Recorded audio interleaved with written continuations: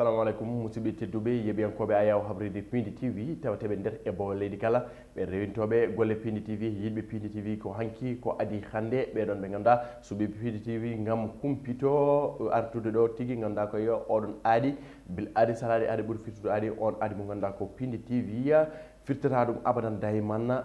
go roɓindu jaydeji mon no kewir noon hebde ɗum ko Aissata Ndiaye yadude ceernam Amadou Moussa kono de ndeɗo yontere fof jiyaniɓe kono alhamdoulillahi rabbil alamina nde won noon jeeyaɗo jeeya ko rondi hayko tambi enen kala en jewni ɓen ji commentaire uji ji foof kono ko ɓoyata ma on jiituɓe ɗo so allahu lamɗo ha jiiya en jetti jomiraɗo joom baɗe bawɗe artude en ɗo tigui ganduɗa kay ko arde adande on ganduɗa ko siifa e kelle gadane jaydeji leydi Sénégal oɗo subaka aljuma ene wayno tigui jaydeji leydi Sénégal garti oɗon autopsie baɗaɗo e Goski Abdou Faye on gonnoɗo chauffeur Boy Djiné holko saabi wargo mum ɗum ne ɓuuri tentude nder jaydeji leydi Sénégal kono kayya e kuuɓal ɗiɗon jaydeji leydi Sénégal garti e ɗiɗon sumgoji local 2021 ɓen ɓe ganduɗa ko fanniyankoɓe dawrugol goto fof dene dari darde lang gam kayya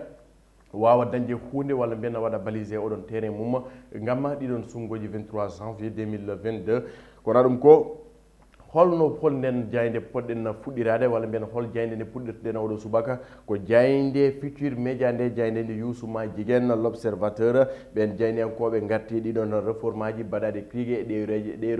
ɗerowaji ɗi ganduɗa kayya ko ɗannirɗe walla mbiyen ɗereji ɗi ganduɗa kayya jafoɗade konngol o ɗannirɗi ene wayno tigui ne jaa hen ngol ɗon ɗerowol ngol ganduɗa kayya sa ala ɗum a wawa tigui nabbude laaɗa ndi wow ɗum woni ko wiyete passeport ene wayno holko wayla hen holko ganduɗa ko hoore lendi wayli hen on passeport mo ganduɗa ko validité mum walla mbiyen ɓoygol mum wonno ko duuɓi joyyi caggal ɗiɗon duuɓi joyyi kayya a waɗano ɗum renouvelé ene woni tigui hooreji leydi watti ɗum duuɓi sappo gam kayya fartange kala joguiɗo passeport wawa ɗigui wondude mum ɗiɗon duuɓi sappo ene wayno Moïse Sahra on tambiɗo gueɗe Sénégal en naaɓe wurɓe to caggal leydi arti hen kongi makko kono kayya fama muyo mo fammini ɗum ne tawi nder hello tataɓo nde jayde l'observateur e hello mabɓe jeegomo jeeɗiɗo ha hello jeeɓo ɗon tigui ɓe gatti e losko ganduɗa kayya koye awɗon alhaali Boy Djiné gummugol makko walla mbiyen doggol makko to ganduɗa ko campénal kono kay oɗon suicide to commissariat central mo Dakar suicide mo ganduɗa waɗi ɗum on gonduɗo e makko biteɗo tigui ganduɗa ko Abdou Faye jafoɗon soko Baye Modou Fall et les matons on dit au juge holko Baye Modou Fall walla mbiyen Boy Djiné holko ɓe ɓeɗon ɓe ganduɗa mo fawda junggo walla mbiyen ɓen tuumaɓe oɗon alhaali holko ndeɓe kuccodiri oɗon juge nde holko giɗiɓe cuuti ɗum tigui ne tawi nder helma tataɓo kono kamɓe jayniyankoɓe l'observateur ɓe mbaɗi jillu e nder ganduɗa kay koye garde pénitentiaire ɓen ɓe ganduɗa ko o renanoɓe ɗeɗon dumbirde walla mbiyenna e nder ɗeɗon dumbirde ɓe mbaɗi jillu paydengu nguɗon jillu tigui ene tawi ɗeɗo kelle ɗe cifɗen woni hello jooɓo jeegomo ha jeeɗude jayde l'observateur ɓe gatti ha joni ganduɗa koye oɗon hoorejo Pastef Ousmane Sonko baɗɗo jonde kuccodiral jayniyankoɓe sudde kongue ganduɗa koye ɗiɗon seppoji bannuɗe e lewru mars ɓennudu kono kay sudde kongue ɓen ɓe ganduɗa kay ko jettato ha joni jaggonoɓe seppoji kono nenen dumba sa udditi ndeɗo jayde hello mabɓe ɗiɗaɓo ma taw ɗumen ɓe mbi ko Sonko e appel du 11 juin ene wayno te hande haaɓe ganni tellade to ganduɗa ko place de la nation oɗon mouvement MDD wondude Ousmane Sonko en gam kay seppude alhaali ɓen jaggaɓe ha joni ɗiɗon seppoji jaɓoɗen jayde vox populi nden arte oɗon autopsie baɗaɗo tigui e Goski oɗon Abdou Faye mo ganduɗa ko gondunoɗo Boy Djiné battiɗo to commissariat central walla mo mbiyen wasi fitan mum to commissariat central mo Dakar ene wayno deya autopsie o tentini tigui wonde ko bartiɗo kono kayya ngol leñol makko walla mbiyen famille makko jaɓani wonde ko bartiɗo ko kaw makko wiyete noon wiyete ko Modou Nia wonde deya ganduɗa koɓe jaɓani wonde oɗon ɓiɗɗo mabɓe ko warti haaɓe jiiɗi tigui lorsque uddite beele oɗon alhaali ine ɓeydo yaajde l'autopsie confirme la suicide la famille refute ɗum tigui woni ko siifa e nder ganduɗa koye ardidi bindol nde ɗo jayde vox populi ene wayno ha joni ɓe garti oɗon natal oɗon gorko mo ganduɗa kayya ko radio frappe France dégage Guy Marius Sagna mo ganduɗa kayya tentiniya wonde de haqqille makko guila hanke omono miijo kono haqqille makko ronki hokkudema wonde tagui oɗon gorko ko wartiya sa udditi ngoɗo ndeɗo jayde e hello jeeɓoma tawɗe noon ko ma ɗum ko kay ɓe gaari e natal oɗon maire mo Mermoz Sacré Cœur wiyete ko Barthélémy Barthélémy Dias ɓi Jampol Dias o noon suuti kongi fade hoore leydi Macky Sall e wiide tigi Macky Sall ganduɗa kay ko ala miijo wonde tigi yuɓɓinde ɗiɗon sumgoji 23 janvier 2022 farce électorale ɗum tigi hoore leydi yiiɗi wadde ɗum woni kongi ɗi suuti kanko ganduɗa ko candidat to mairie ndi Dakar o hello tatabo ndeɗo diagne noon kongi makko woni ko tawete hen l'union des magistrats du Sénégal e on association d'ordre maître Babou mo ganduɗa tigi tumini on po ganduɗa ko lomto procureur mo Diourbel suude kongi fadde Serigne Touba ene wayno deeya caggal nde ganduɗa kay ko on ganduɗa ko l'ordre compétent ɓe tigi jaɓani ha joni wonde de ɗiɗon kongi ɗi suuti saabi tigi wadde renvoyé oɗon audience waɗi ɗum substitué ha joni noon ɗin kongi woni ko suutata natal makko tewe nder ndeɗo diagne kanko on gorko maître Babou e hello naybo diagne vox populi diagne en koɓe Madiambal Diagne ɓe le quotidien arti tigi ganduɗa koye bartugol walla mbiyen jaltugol aduna oɗon gorko mo ganduɗa koye ko Abdou Faye ɓe mbi ko ça suscite des commentaires ene wayde de namde ene poti tigi ganduɗa ko namdede walla mbiyen haqqillaji tigi ne poti namdade so tawi ko autopsie waɗi conclure ko walla mbiyen so tawi autopsie addi ko wonde on gorko o bartiɗo beele de ne poti jaɓede walla mbiyen yimɓeɓe beele ɗum noon ne foti tulde haqqillaji mumen kaɗon haalani tawi nder ndeɗo diagne kono kay oɗon famille makko tentini tigi wonde jaɓani oɗon gorko ko bartiɗo alhaali ɓeɗon 3 maton ɓen tigi tumaɓe alhaali oɗon Boy Djiné e ɓeɗon ɗiɗo sehila makko mew joguida foof de ganduɗa ko diagnenkoɓe Madiambal Diagne ɓe garti hello mabɓe tataɓo ɓe mbi ko le MDD teste sa popularité aljuma électrique walla nguen ko marche pacifique to place de la nation obélisque ene wayno de maɓe gartu hen no hannirta ni ko hande de ɓe jogori ganduɗa ko wadde ngoɗon seppo gam kayya ha suude kongue ɓeɗon dumbaɓe caggal kay ganduɗa ko ha joni ɓen keɓani fartangue yaltude ɗum woni ko addi ɓeɗon diagnenkoɓe le quotidien ene sifa e hello mabɓe joeɓo jaɓanen diagne les échos ɓe gaari alhaali on gorko wiyete ko Pape Mayel Diop o wi ko hayso tawi ganduɗa kay ko wondine horejo leydi Macky Sall o waɗi ɗum soutenir e nder oɗon commune mo Point E o jagini ɗum jungo hande de ganduɗa ko conviction personnel kanko ko jiɗɗo yaade ɗaɓɓoyde ndiɗon mairie ndi Point E ɗum saabi diagnenkoɓe vox populi ciifiye gardini bindol o wi ko kanko Pape Mayel Diop je suis candidat à la mairie de Point E ko jaaho ɗaɓɓoyde ganduɗa ko ardade ndiɗon mairie o wi o yiɗa noon wadde gene président kono kay yo président faame ñalawma hande o ko ganduɗa kay ko kanko itti pellital makko e wakkilare makko hoolare makko yaade ɗaɓɓoyde ndiɗon mairie caggal kana haala ɓe garti Abdoulaye Sylla e Cotra e on personnel mum ɓe mbi ko tout dans le maquis ene woni noon ala haali ganduɗa ko on entreprise e ganduɗa ko ɗiɗon chiffre aji mum d' affaire kono kay ɗen caɗele tawtade nder ɗum no gollirtu sa uji tigui ndeɗo diagne ma taw hen kaɗon haala no ɓuuri yajirde e hello mabɓe sappo e ɗiɗo kamɓe diagnenkoɓe les échos ɓe garti ha joni e on gorko mo Bambali mo ganduɗa kay ene jokki wadde golle payodinde e nder ngoɗon wuuro mum hayso tawi ganduɗa ko waɗi golle payodinde to Liverpool équipe nationale mo Sénégal kono ndin jencude walla mbiyanna oɗon barke mo heeɓe ganduɗa koye football omo jokki jokkirde hen enɗama kanko Sadio Mané o waɗi hôpital mo ganduɗa ko 350 millions koppareje CFA e nder wuuro makko on hôpital tigui o itti watti ɗum e juuɗe laamu leydi Sénégal inauguration noon e wiide diagnenkoɓe les échos jogori wonde ko nogas lewru juin 2021 ndu gonɗen kanen tawi nder hello mabɓe sappo e ɗiɗo kamɓe diagnenkoɓe les échos diagne las ari koye natal maire mo Boké Diallo ɓe o wiyete ko Abdoulaye Daouda Diallo kanko woni ministre du budget et des finances ene wayno tigui alhaali programmation budgétaire e oɗon économie pluriannuelle ene wayno de ko 2022 2024 eɗon koppareje ganduɗa ko 5000 milliards koppareje CFA beele de budget e gueɗe faggudu leydi Sénégal e ko way noon oɗon budget foof ɓe garti no hannirta ni ɓe mbi ko l'état affiche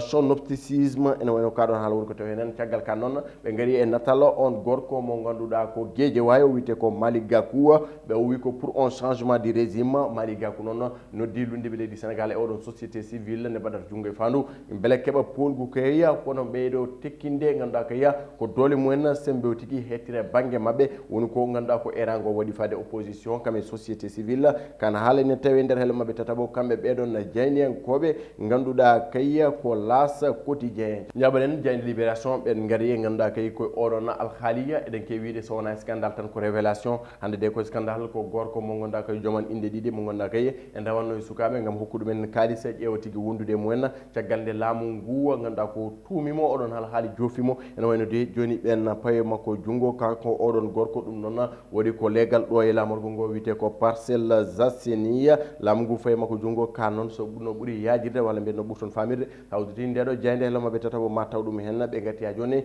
kamɓe jeynekoɓe libération alhaali ganduɗa ko mayde oɗon mo ganduɗa ko wiyete ko Abdou Faye soko dit le certificat de genre de mort ɓe mbi noon ko famille oɗon gorko jaɓani ha joni de wonko autopsie o yaltini ɗiɗon résultat ji beele oɗon ko battiɗo beele o wartaki ya famille makko kamma jaɓani ka ɗon jusqu'à l'épreuve du contraire caggal ka nan jehen jeyne enquête ɓe jilloyi ganduɗa koto to leydi Malia e on armée française taweteno toon wiyete ko force Barkhane ene waynode Emmanuel Macron nodditi tigui ɓeɗon soldateɓe mum yanoɓe walloyde Malia haɓade ɓeɗon wat boniyankoɓe ɗiɗon terroriste en djihadiste en Emmanuel Macron wi ko nous ne pouvons pas sécuriser des zones qui retournent dans l'anomalie ene waynode e wiide makko ɓe mbawa tigui ganduɗa ko rende ɗiɗon keeri walla mbiyen ɓe mbawa rende ɗiɗon nokkuji ɗi ganduɗa kay bonande foof koye mabɓe artata kanen tawe nder hello mabɓe ganduɗa ko tataɓo e bilan oɗon noon e duuɓi jeetati ganduɗa oɗon force Barkhane en tawe to leydi Mali e wiide makko capanɗe joyyi soldateɓe ɓe leydi France mbasi hen pitali moon kono kay milliard uji joyyi taw koye koppireje euro ɓe mbaɗi hen ɗum dépensé wiide makko ha joni noon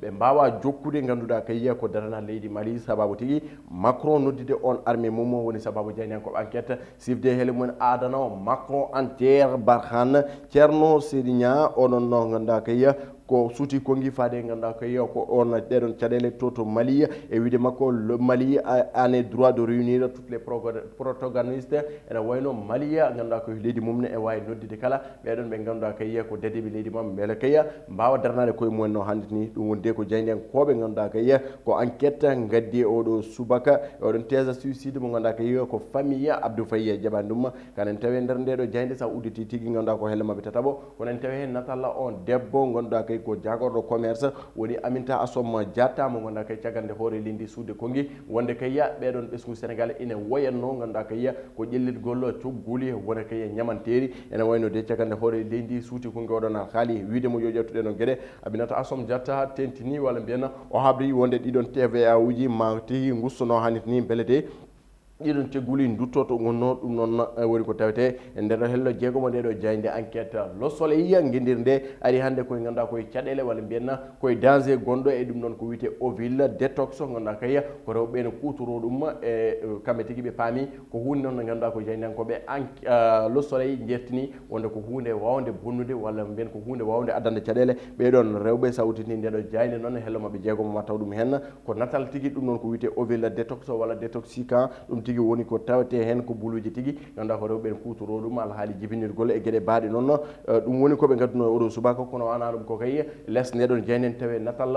hoɗojo leydi Macky Sall wondude on président en exercice de la CEDEAO président mo leydi Ghana wiyete ko Nana Akufo-Addo ene wayno tigui waɗi noon jillu makko ɗo e leydi Sénégal ɗum ko hanki tigui wonnude hoore leydi jaɓɓimo e ndeɗon jonde noon kanko hoore leydi ɓe juɓɓini walla mbiyenna ndeɗon jonde nde ɓe joddi ɓe kaldi e ko heewi ɓuuri tentude hen ko ganduɗa ko gueɗe oɗon CEDEAO nden fedde nde ganduɗa koye ko rendi nde ganduɗa ko leyɗele tawateɗe ganduɗa kay ko Afrique banggue hirnangue o suuti kongi ɓe cuddi kongi oɗon alhaali kono kay ɓe garti jokkodiral leyɗele leɗɗe Sénégal e Ghana coopération bilatérale ɗum ne tawe nder ndeɗo jayde ganduɗa kay ko hello mabɓe ɗiɗaɓo ko talla Nana Akufo-Addo e président Macky Sall ko waɗa ɗum ko e jayde stade nde kewɗen undirde e ñalawma kala ɓe garti oɗon gorko mo Saint-Louis baɗɗo golle faytinde to ganduɗa ko Watford dono footballeur mantiniɗo to diwan mo Saint-Louis wiyete ko Ismaïla Sarr ene wayno tigui wiide jaynekoɓe ganduɗa ko stade o ɓuuri moƴƴude ko banggue gauche o tenti banggue droite o so woni gauche noon o ɓuurata wawde yiide kono so woni droite ene ŋakke e gueɗe makko seeɗe ɗum de woni koɓe gaddi ɗum tawi nder hello mabɓe jeegomo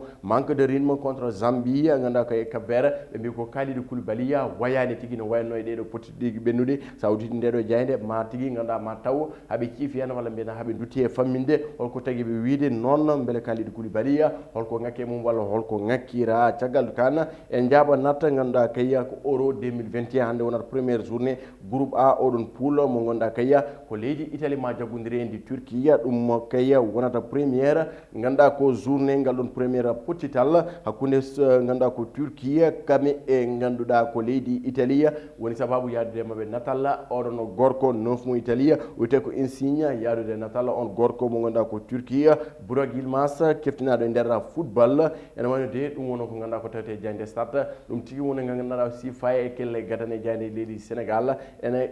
cuude kongi faade ɓesgu Sénégal ha joni noon ngannduɗaa ka yiya ko yimɓe ɓe jonama seppoji e wadde erago ɓe ngannduɗaa ka yiya koye ɓen dawriyankoɓe so tawi ngannduɗaa koye ko Ousmane Sonko wi ngannduɗaa ko noddi awɗon mouvement M2D mouvement pour la défense de la démocratie noddi ngannduɗaa ko ɓesgu Sénégal yo tello to place de la nation ngam koye seppude haalde ngannduɗaa ko ɗiɗon émotaji walla mbiyana ɓeɗon émotier ji ngannduɗaa koye ko seppannoɓe faaɓe junngo koɓe jeetato ha joni noon aɓɓina e nder du mbirdu sikki ala haaɓe mbawi hujjikinantade ɓen haaɓe mbawi ngannduɗaa ko foɗanade ɓen haaɓe mbawi tigui ko kasande ɓe droit ji mumen taw ngannduɗaa ko wona rentinde yimɓe place de la nation yimɓe noon ɓesgu Sénégal wiyaka hankkadi ne mars walla mbiyana wiyaka hankkadi ne ngannduɗaa ko mars ene foti haɗe nder leydi Sénégal kono woni gueɗe ngannduɗaa ka yiya ko hay goto wawa andude to ummeto saabu fulɓe ne keewi wiide bone ficcat laasi wadde erago ɓesgu Sénégal wotoɓe jab noddede e ɗeɗon gueɗe haaɓe noto wodoɓe jab kadi ngannduɗaa ko funtede woni gueɗe sikki ala ngannduɗaa ko fonnoɓe haalde ɗiɗo manifestation ngaji kaali ko woni halif général des mourides Serigne Mountakha Bassirou Mbacké suuti hen konngui baɗɗi fayidini kono tenti kadi ngannduɗaa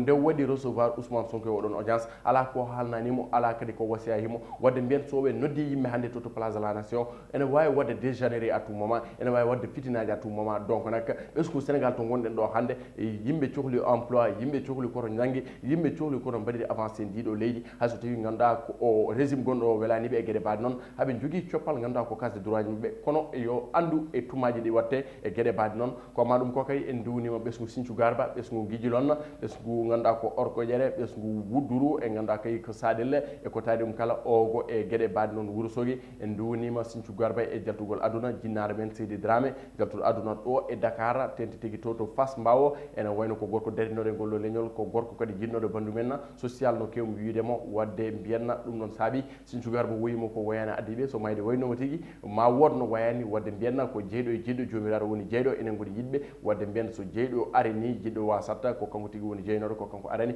eɗen ñaago toon yon foftorde makko e duwnima ɓesgol ndi kala Allah wattamo mayɓe malaɓe nelaɗo Allah sallallahu alaihi wasallam woni koddiɗo makko ya barke nabi Moustapha musidɓe tedduɓe yeɓen koɓe Pindi TV arnoɗo wonde on sifa e kelle gadane jeyde leydi Sénégal ko Moussa Nia yo Allah hokkeni yiide altine ko ɗo tigui min cadre hono ñalawma hannde o min mbiyon aljuma mubarak